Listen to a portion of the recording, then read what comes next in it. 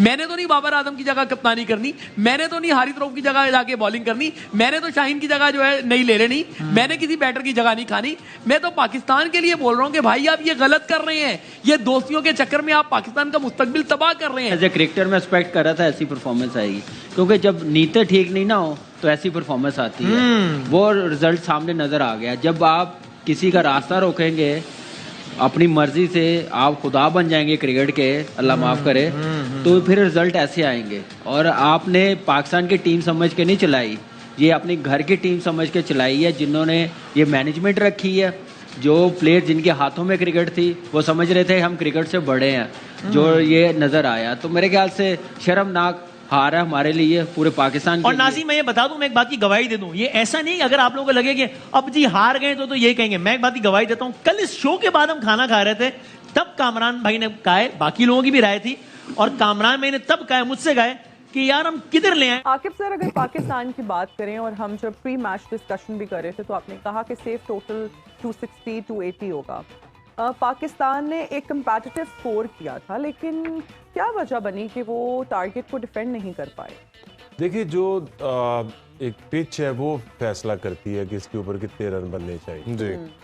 वो जो पहली इंडिया के अगेंस्ट पिच थी वो उसमें काफ़ी ज़्यादा टर्न और ऐसी चीज़ें थी, लेकिन ये जब शुरू हुआ है मैच तो उसमें नॉर्मल पिच थी, ऐसा नहीं था कि इसमें बहुत ज़्यादा टर्न है जी।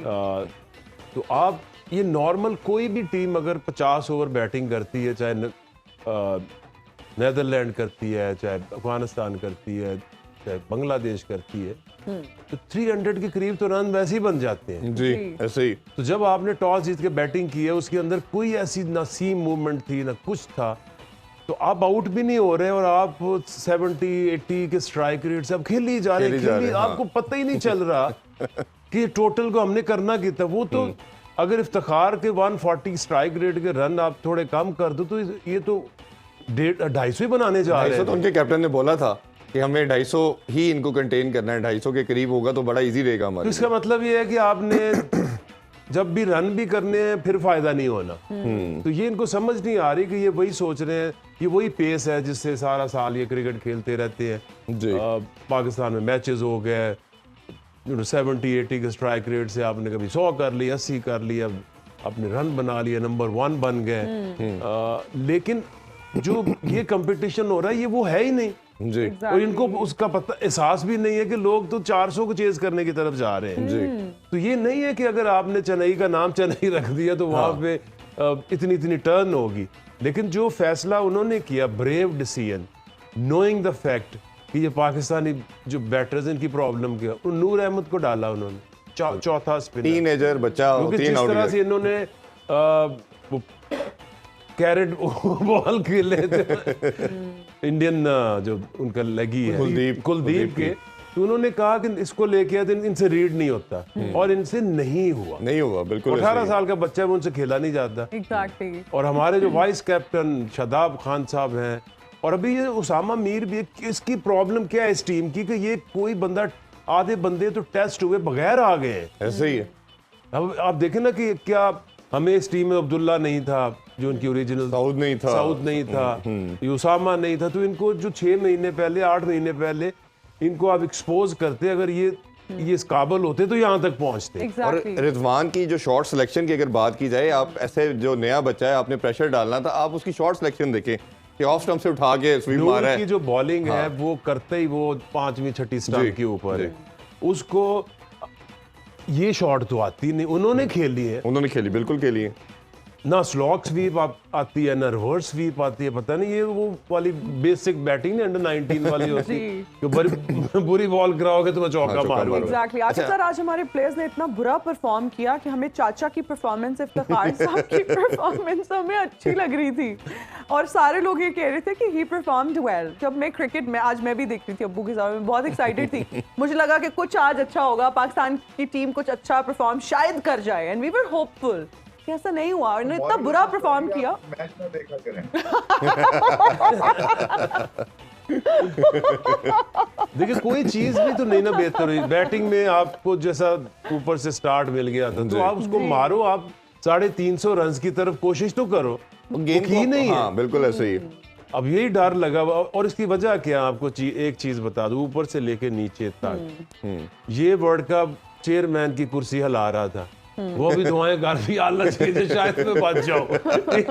जो मिकी आर्थर है ऑनलाइन कोच, उसकी भी गई, उसकी ऑनलाइन शॉपिंग बंद हो जाती थी। और कप्तान की भी, जो कप्तान को ये था कि इस तुक्का दफा चला। न जीता तो बाबर तू किया। हाँ, और अच्छा, किसी तरह लकीली वो सेमीफाइनल फाइनल में चला जाता है, वाह वाह हो वो जाती है, फिर बच के निकल जाते हैं। हाँ, बिल्कुल तो ऐसे अब ही। जब इस खौफ में आप डिसीजन मेकिंग करते हैं, इस खौफ में आप क्रिकेट खेलते हैं, इस खौफ से आप प्लेयर्स को, आप खुद डरे हुए हो एज हेड कोच, तो जो सामा जैसे बंदे का डेब्यू हो रहा है तो उन्हें तो डर के ऐसी हरकतें करनी है ऐसे ही है। अच्छा, मैं एक अकीब भाई आपसे बॉलर के हवाले से जानना चाहूंगा। ये 1-1.5 मंथ पहले दुनिया का बेस्ट बॉलिंग लाइनअप बोला जाता था इसको, और ये जी बड़ा मैं भी इस गुनाह में शामिल।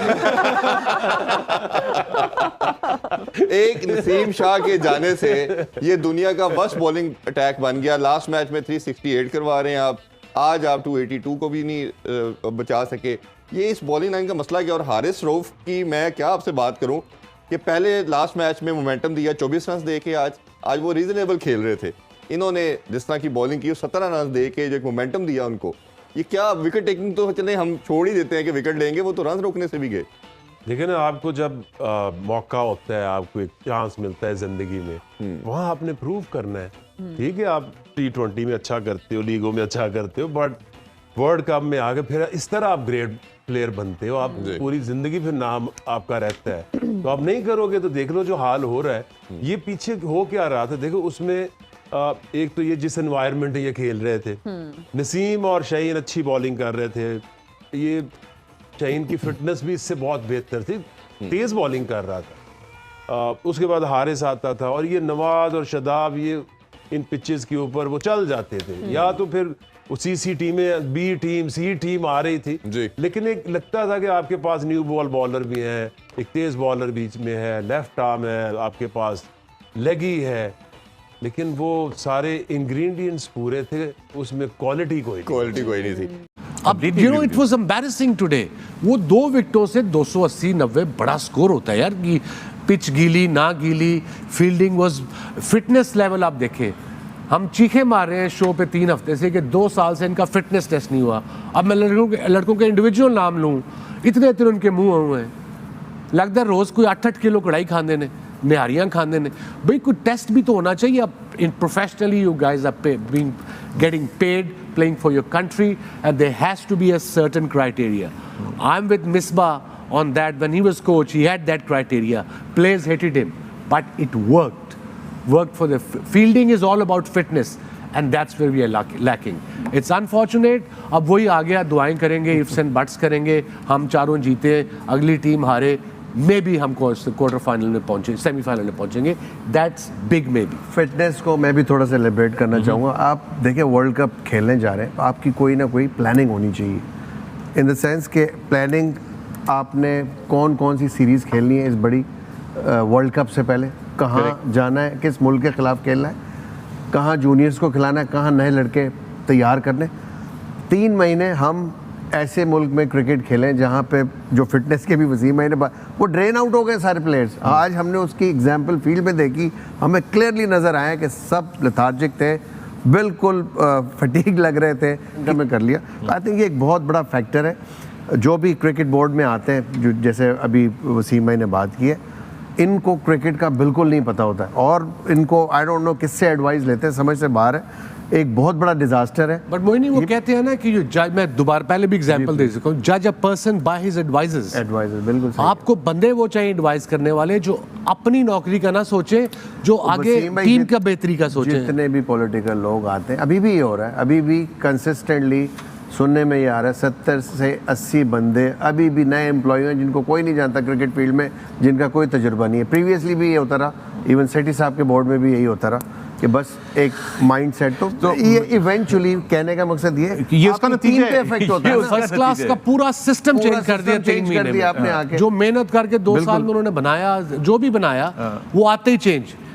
मैं एक चीज जिन्होंने चेंज किया वो खुद चेंज हो गए। क्या कैसा है दोस्तों, वर्ल्ड कप में पाकिस्तान की एक और शर्मनाक हार के बाद पाकिस्तान के पूर्व क्रिकेटर अपनी टीम की जमकर धज्जियां उड़ा रहे हैं, जिसमें रमीज राजा से लेकर शोएब अख्तर, वसीम अकरम सहित शोएब मलिक भी शामिल हैं।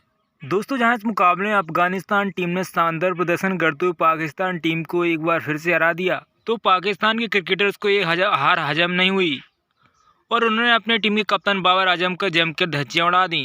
तो दोस्तों अगर आप भी पाकिस्तान मीडिया की वजह से वीडियो देखना लगातार पसंद करते हो तो चैनल को जरूर सब्सक्राइब करिएगा।